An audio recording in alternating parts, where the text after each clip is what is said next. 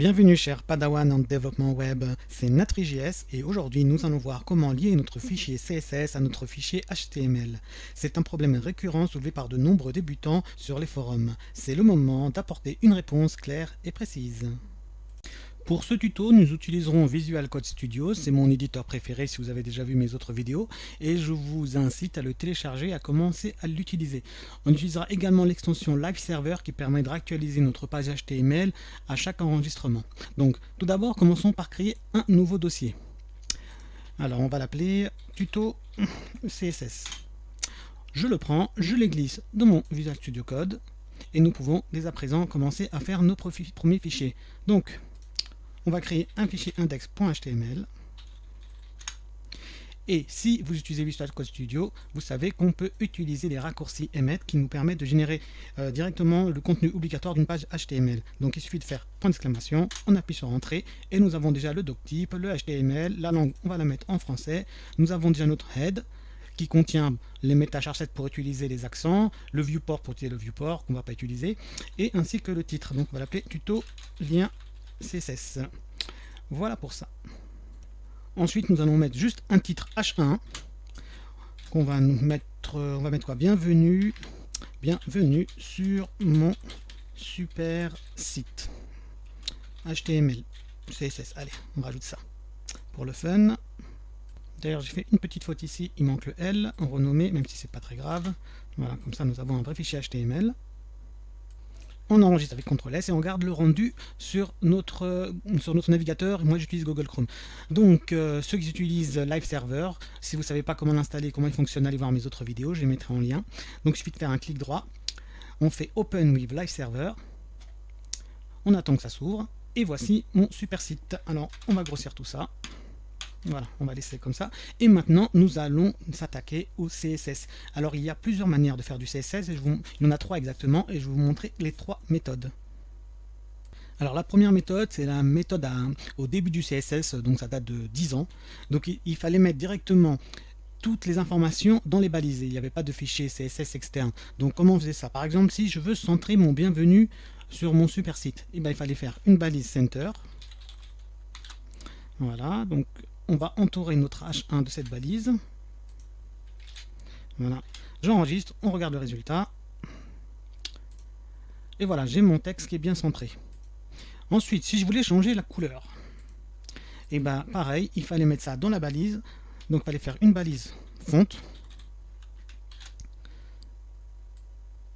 qu'on entoure dans notre H1, dans le texte de notre H1. Donc on va mettre le font ici. Voilà, on enregistre et on regarde ce que ça donne. Alors, si je mets pas de couleur, on va pas aller loin. Donc, font color égale, on va mettre blue. On enregistre ça. Et on voit que c'est devenu bleu. Et si je veux que mon texte soit souligné, je dois utiliser la balise soulignement. Et vous verrez, c'est pas très pratique. Donc, c'est alors underline. Donc on veut souligner le texte, donc c'est use style, blabla texte, décoration, underline, et le slash U, je dois le mettre à la fin de mon texte, qu'on commence déjà même plus à voir. Donc je vais devoir faire un peu, réorganiser un peu ça, parce que je vois même plus où je dois mettre mon slash U. Voilà, donc c'est ici. Donc vous voyez l'empilement du texte dans les balises. Donc j'enregistre ça, et je regarde ce que ça donne. Et voilà mon texte souligné. Donc évidemment, cette méthode-là, vous la mettez à la poubelle. C'est démodé, on ne va pas du tout l'utiliser, le texte devient incompréhensible. Donc nous allons passer maintenant à la deuxième méthode. Donc on va faire un peu ménage, CTRL Z, on va revenir à l'original. Voilà, donc j'enregistre ici. Donc l'autre méthode, c'est de mettre des balises style. Donc vous écrivez style, vous ouvrez vos balises style, et là, ça devient beaucoup plus simple. Donc c'est comme un fichier CSS. Donc je veux par exemple sélectionner mon H1. Donc j'écris mon H1, j'ouvre mes accolades comme dans un fichier CSS normal. Et là on va mettre un petit peu tout ce qu'on veut. On va mettre notre texte à ligne center. On va mettre également un text transform. Donc ça fait quoi le text transform? On va choisir capitalize. Ça va mettre en majuscule chaque première lettre d'un mot. Donc on enregistre, on regarde ce que ça donne. Hop, vous voyez, On va mettre un peu de couleur, un peu de bordure. Donc on revient sur notre fichier. On va mettre une bordure. Border 2 pixels par exemple. Solide pour que ça soit un trait plein. Et la couleur de la bordure, on va mettre teal. C'est une couleur que j'aime bien. On va mettre des petites bordures arrondies. Donc c'est border radius pour ceux qui connaissent. On va mettre 10 pixels par exemple. Et qu'est-ce qu'on peut rajouter? La couleur du texte. On va lui mettre une couleur allez, Dodger Blue pour que ça soit agréable. Et on va mettre également un background color à notre H1. On va lui mettre une couleur bisque de homard vu que c'est bientôt Noël. On enregistre ça. Donc vous voyez déjà avec l'autocomplétion, c'est vachement plus rapide. Et imaginez dans l'ancienne méthode, si je devais faire un text align center, text transform border, je sais pas quoi, avec 1 milliard de balises, on va être perdu complètement. Donc voyons voir déjà le résultat. Voilà, c'est déjà vachement plus joli et on a fait ça en 2 secondes. Mais ça, c'est la méthode des feignants qui ne veulent pas séparer leur HTML et leur CSS. C'est quand vous voulez tester un peu de CSS rapidement, vous ne voulez pas créer un autre fichier spécial CSS, vous mettez directement le style dans le HTML. Mais c'est déconseillé. Vous savez que ce qu'on doit faire, c'est le HTML dans un fichier, le CSS dans un fichier et le script dans un fichier. On ne fait pas du code spaghetti. On ne mélange pas tous les codes n'importe comment.